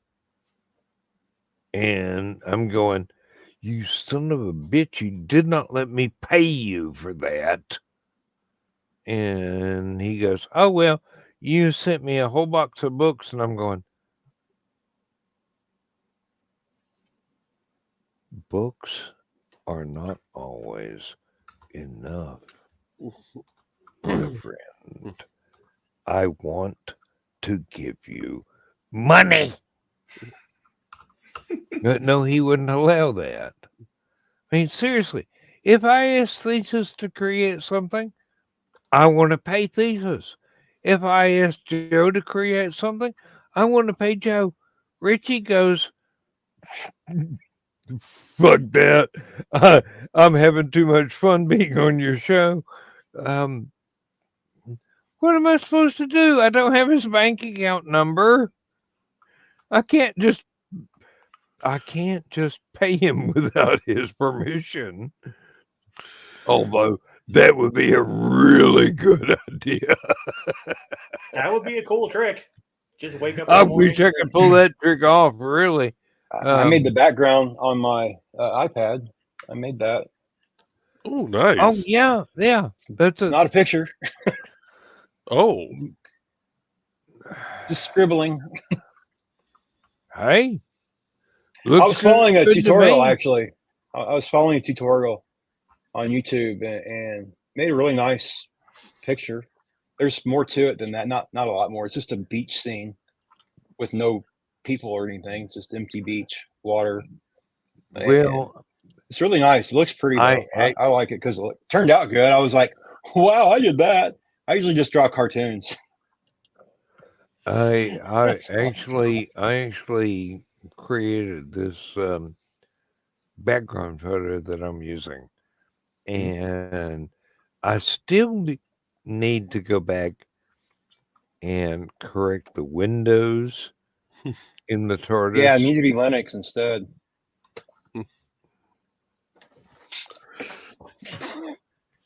No, all I need, all I really need, is paint, and that's it. I can do. My Have you normal, seen? Have you seen the shit that I can do in that program? my Um, normal paint program is GIMP. It's I use it to do all kinds of stuff. I've got that Mm-hmm. one. I've got Critta. I've got I Creature's don't know what nice. the fuck that one is. This used Procreate on the iPad, and Procreate is Oh really no, nice. no, no! I'm married. I'm no longer allowed to procreate. Um,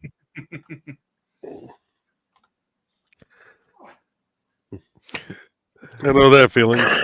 She was raised to never sleep with married men. Ever since I said I do, she said I don't. well, there we go. That's where I have the advantage. I never sleep with married men. Um, Not once. I asked too. but but I would like to go back ask since ask Aunt Donna. Ask Dawn. Married women tend to, I won't say proposition me, but probably preposition me, because they have the intent. But uh, I I do have to allow access, and Lindsay's going. $20 is $20. Go for it. Um, that's what Donna I'm said the retired. other night. I'm retired now. You can Our, tell my wife's attitude has changed since the paycheck is no longer coming in. But you know, Joe, I could use that one uh, burned on a little sign. Hey, $20 is $20. You said I had to. I know it's getting close to the end. I just want to say I want to go back to something I was saying. J.K. Rowling she's actually good, and I appreciate her more than most people probably, because my oldest son would not read. We could not get him to read anything, and we made him sit down every day and read at least one page of Harry Potter and the Sorcerer's Stone. Every day, he had to sit down, at least one page. You've got to get through one page, and then you can go do whatever you want. It was a struggle, literally. The 100 exactly 100 pages. It was a struggle, and then he became a voracious reader after that. So I all my I children have started out reading basically with Harry Potter, I and it's made them have readers. grandchildren who are slightly impaired, and they were introduced to not only Harry Potter, but Star Wars and several other things by video, and then demanded the books. And I went, here's my credit card, buy what you want. You're a Well, grandchild. I mean, this was before the take my movies. money and run. This is before the movies. When the first movie came out, two of my kids were in school, and we kept them out of school that day to go watch the premiere of Harry Potter.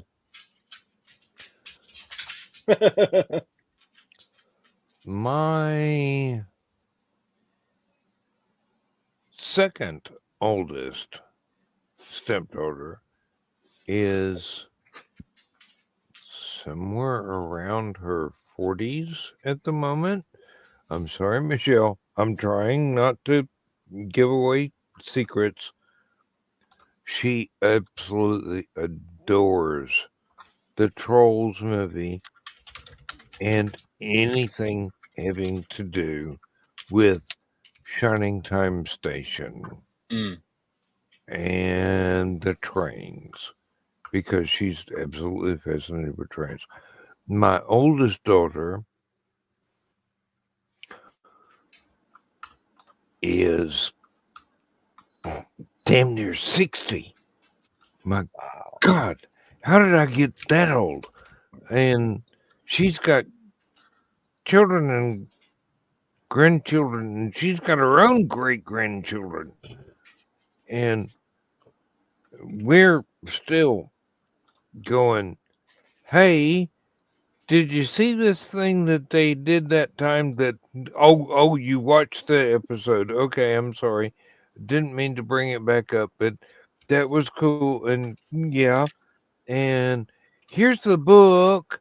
And she goes, she is almost demanding that if and when I am no longer with us, she gets my library.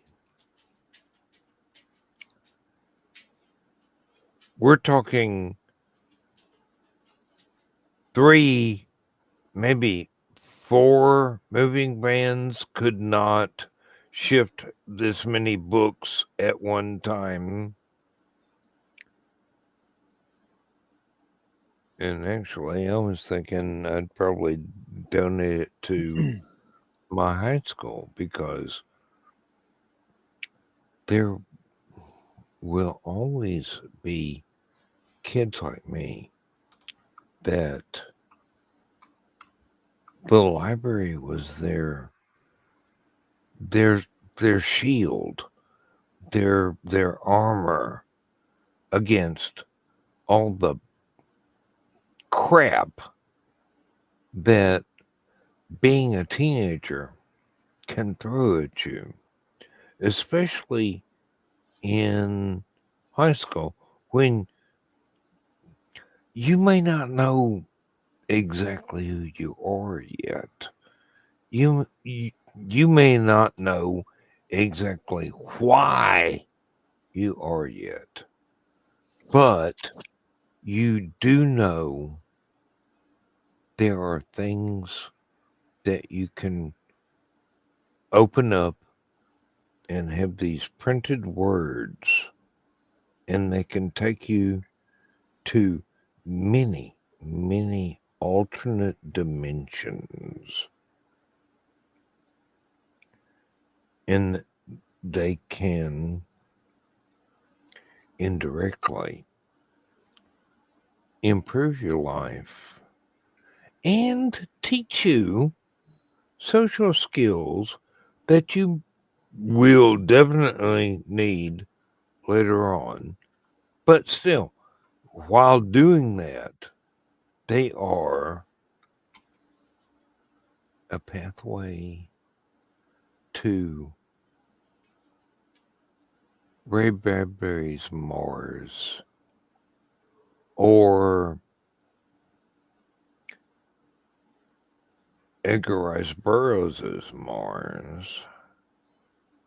or Robert Heinlein's Mars Andy Weir's or Mars. yeah, really. I mean, seriously, there are so many alternate universes out there that there are books for you to enjoy. But And Dan, there's nothing out there that will hurt you as much as trying to live without the written word. I mean, seriously, if all you got is your handheld phone, fine. Go on Kindle, download books, read, So I read. have a couple thousand books on my Kindle.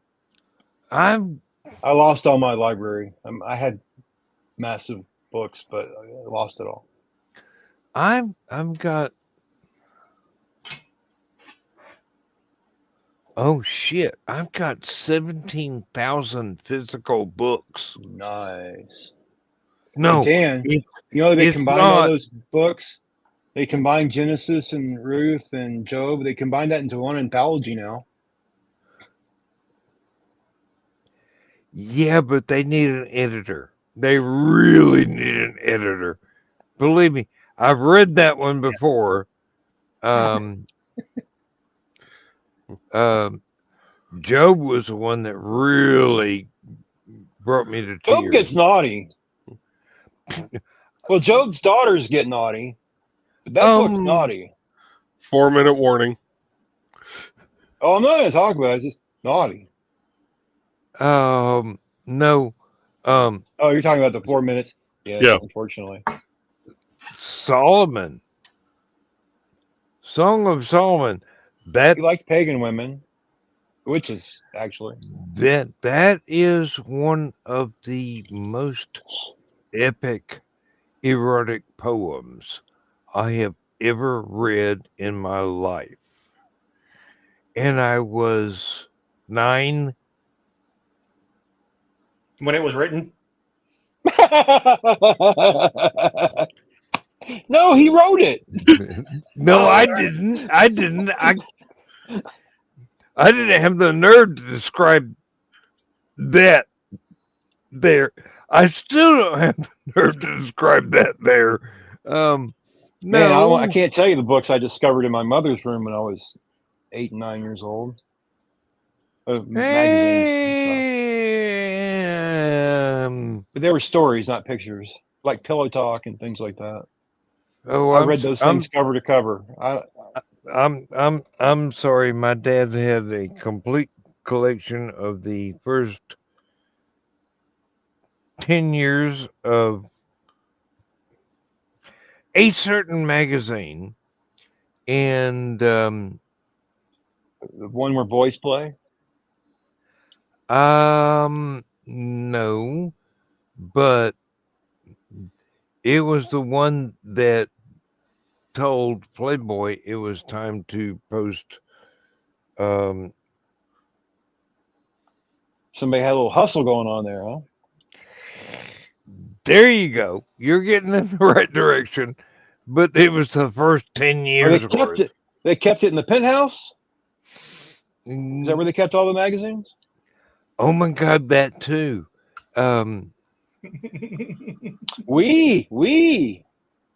no, and my mother's I going. know too many dirty magazine names. Where did you get all these instincts to hoard stuff? And I'm going, have you ever seen Daddy's Playboy collection? I mean, seriously, Mama. Um, I mean, he bought the nightgowns for you, and you said, "Fuck this. I'm uh, I'm only gonna wear them for 30 seconds before he rips them off of me." And this pretty much describes my entire life.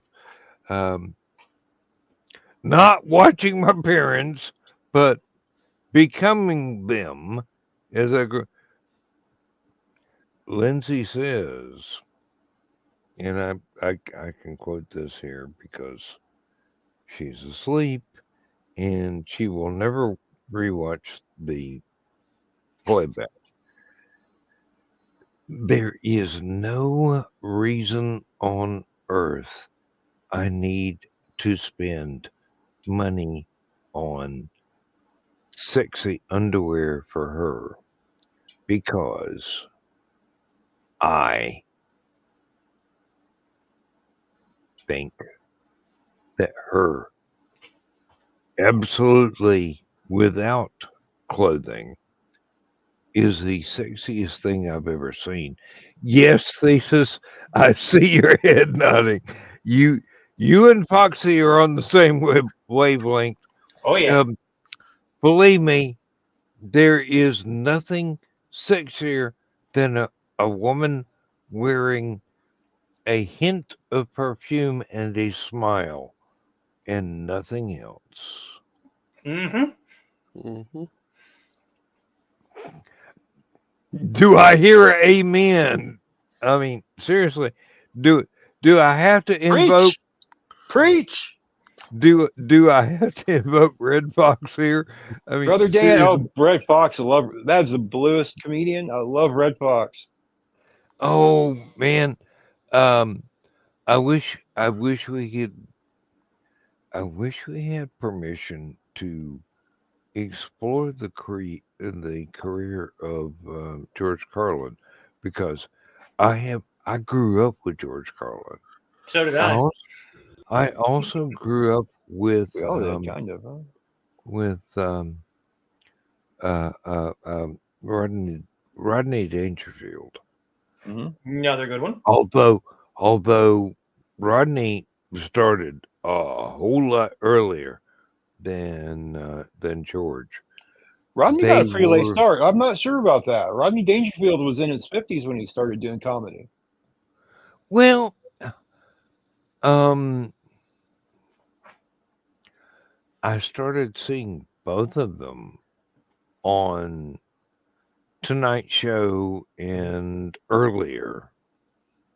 Uh, oh God, I saw both of them on Ed Sullivan. Yes, I I'm can't that say old. I I can't can say that remember because when Ed eh, Sullivan was still breathing. yeah, Ed was Um, pretty much not on TV. Might have been. I don't know when did the last episodes air? I was born in '67, so even though I might have watched TV that year, I don't remember much about it. I was born in '57, and my earliest memories start roughly 1960.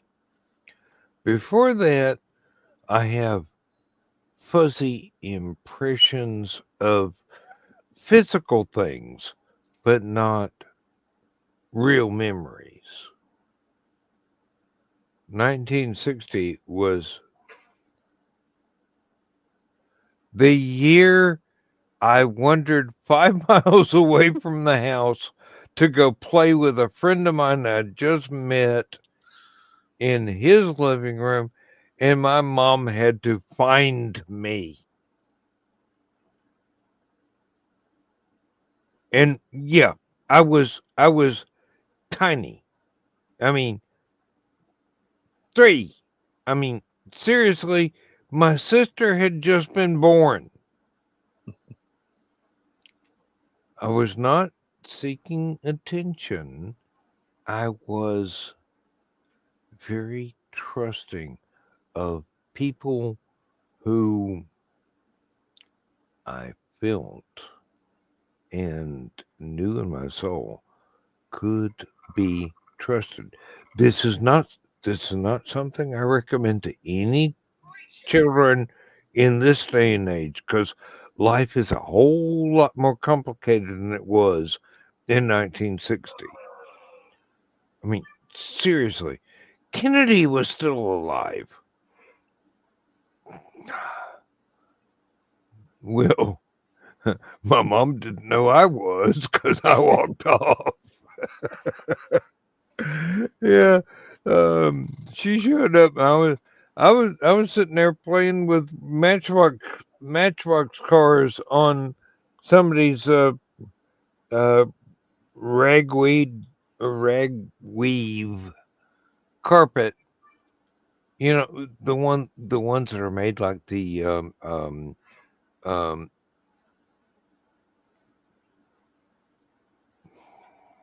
what is the word I am Potholders, searching for?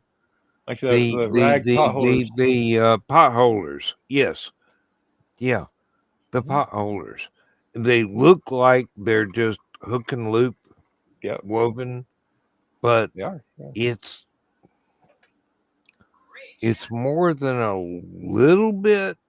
more complicated, but when you have an entire carpet in an oval made of something like that, and you have matchbox cars, you have the instant speed racer racetrack, even before speed racer was invented. Yep. Yep. uh, Sublime. Old Dan crosses all time streams.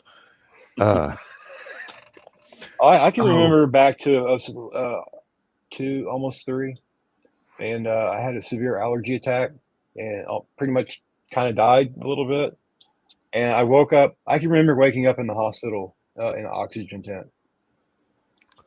I'm glad you decided to stay with us. Yeah. Yeah, Um, it was fun.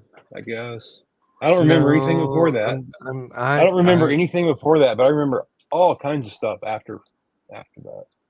the earliest thing Wow. that I remember in my life was my dad and his uncle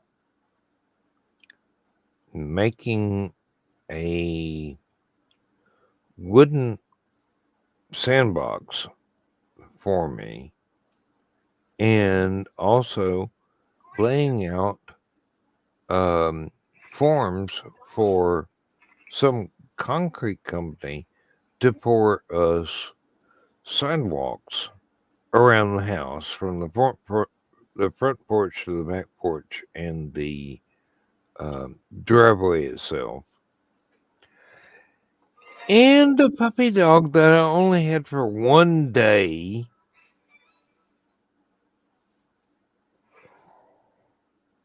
One fucking day. Before the stupid thing ran out in traffic and got run over. This was the beginning of my having to cope with everything you love is temporary. Your family, your pets, your environment. If you are lucky enough or unlucky enough to live long enough, everything you know will change hundreds of times. How many rocket launches have we had since 1957? How many trips to the moon have we had since 1969? How many space stations have we had? How many how many shows has Zach done this week? Um, I think Elon has launched more rockets than NASA has at this point. yeah, but I mean, some of them are the same rocket over and over again, but that counts. hey, I'm not putting that down. I am not putting that down. Recycling is the way to go. It really is. I just wish that Elon would get serious About and do the due diligence that he has been doing and decide whether he's going to move into orbit and rule the world from there, or move to the moon and rule the world from there, or move to Mars where everybody will fucking ignore him from there because warheads can't reach that far. Well, if a rocket can, a warhead can. Uh, can and are willing to spend the money is a totally different thing. Honestly, I'll be 100% honest. I wish we'd do Venus first, because floating cloud cities on Venus are 100% doable. yes, exactly. We'd have to do something in the upper atmosphere. Absolutely. But it's Because it's Earth like, normal gravity. Earth normal gravity. You have normal temperature at that level in the atmosphere. Sure, there's sulfuric acid, but shit, you're living in a battery. Big deal. yeah, use it to generate electricity. Yeah. The only drawback is at the surface where people demand you go. It's 900 atmospheres of pressure and fucking outrageous melting lid temperature. Sure. I mean, But seriously, I don't care. I don't care whether it's centigrade or Fahrenheit. If it can melt lead when it's sitting there, Yeah. this is for a sure. little bit It's a little warm warmer than Miami. It's a little bit warm there. Yeah. But I mean, it's closer, less energy expenditure to get there, easier to have research stations floating around. Why we're not doing it is just blows my mind. We could have been there 50 years ago. There were plans to, and it just didn't happen. Actually, it is.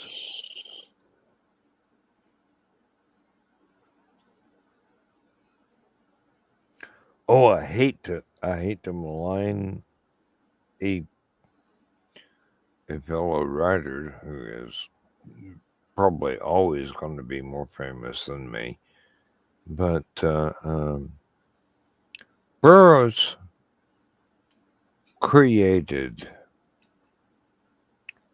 a very romantic Mars that even now, after decades of science, people will not ignore. I mean, Edgar Rice Burroughs. If you have never seen the John Carter movie, get your ass to go watch it. There's a sequel coming up. The only Book was reason, better.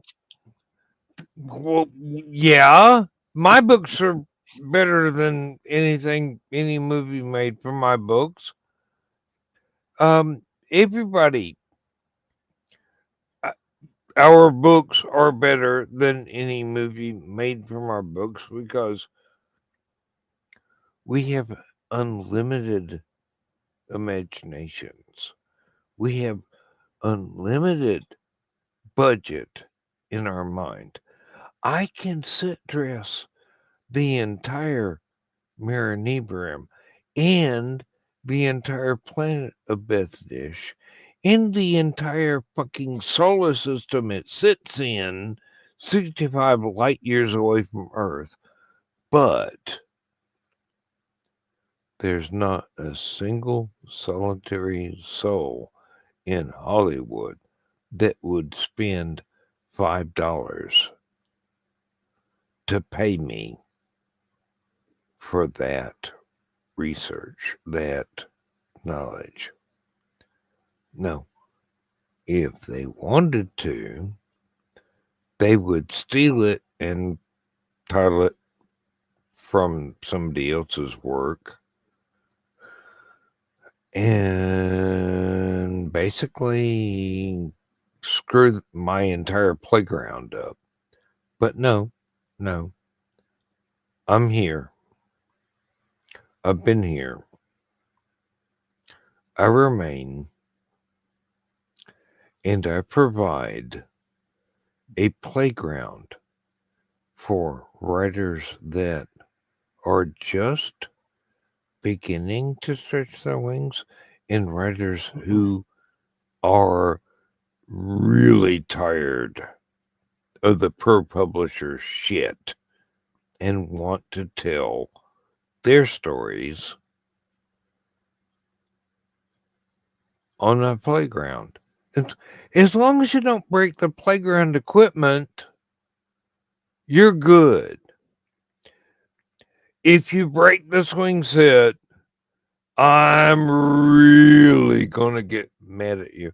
But I'll probably turn it into a rope swing over a bottomless cavern and charge double for the people that want to ride it. Um, and considering I don't charge anything to use the playground equipment now, instead charging double is kind of an empty threat. But what the fuck? Um, it's 1:16, folks. We've gone an hour and a quarter. Um, and no, we can, and we often do, go on for like days. But, usually that involves me going for about 72 hours and everybody else going, can we find some sexy woman to tell Dan to wake the fuck up? And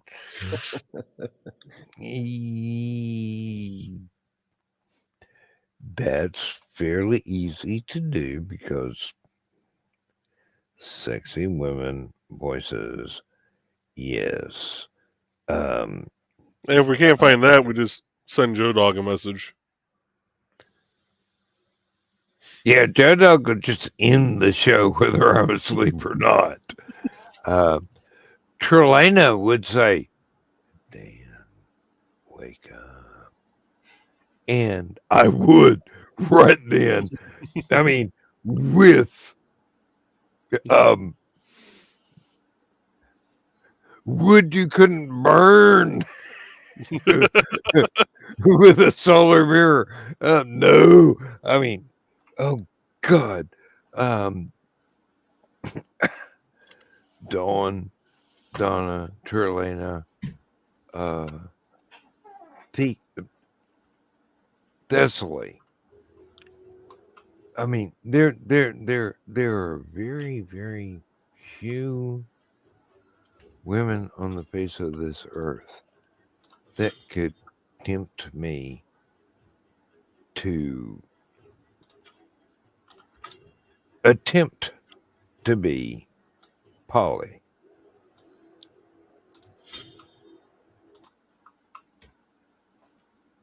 No one has.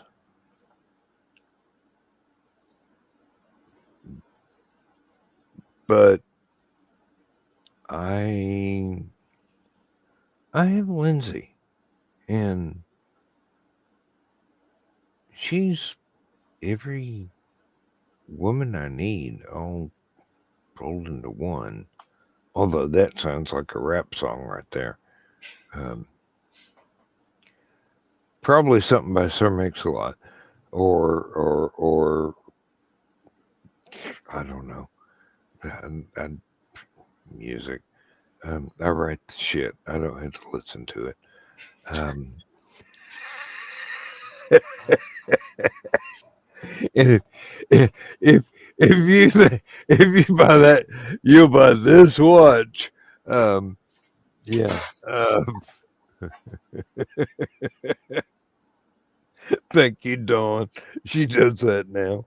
She really does. If you believe that, you'll buy this watch. Um, all right. We're going to shut the stream down, which doesn't mean that anybody needs to go home. It just means we will no longer be recorded. All right? And I will say thank you very much because I appreciate all of you for being here and all of the people in the comments for being here as well, even though I'm stupid and don't throw all the comments up like Nick Tucker would.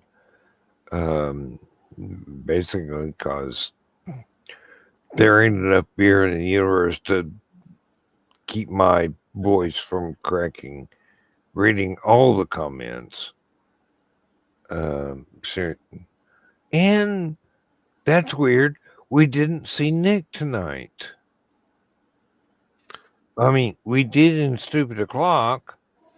Well, he said he was signing off to try and get some sleep. Yeah. But which hopefully he does. I know the man's been burning the candle at both ends lately, it seems like. Not by choice either. Nick has not slept since 1963, as far as I can tell. And it's not for lack of trying, but it was so dark. There were so many. As for me, I don't burn the candle. God! His wife is going to kill me now. Right into the wax warmer. All right. Bedtime story. We're gone. And thank you, everyone, both from Stupid O'Clock and from the regular audience of Last Man Standing. All three of you who aren't in the room at the time. We will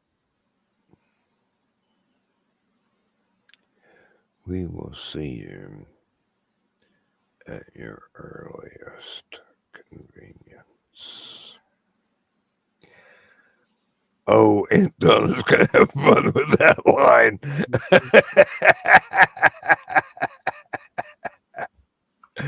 And actually, I think Foxy might as well.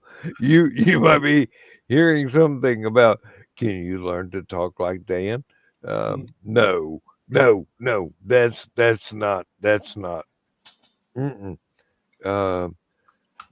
That wouldn't be natural. And speaking of natural, where the fuck did I put that outro? Good night, everybody, and go good, guys, as Chris would say. Yes, and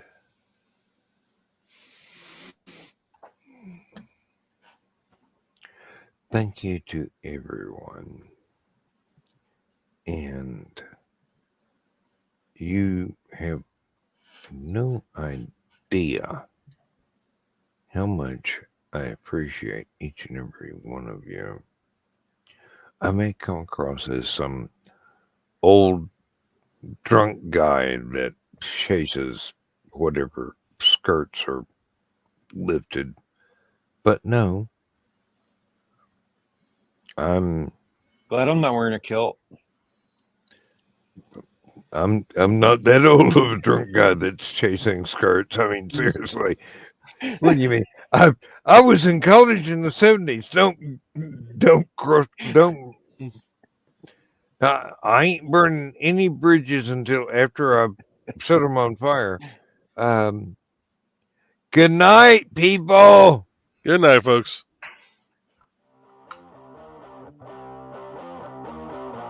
Transmission overload. System will shut down.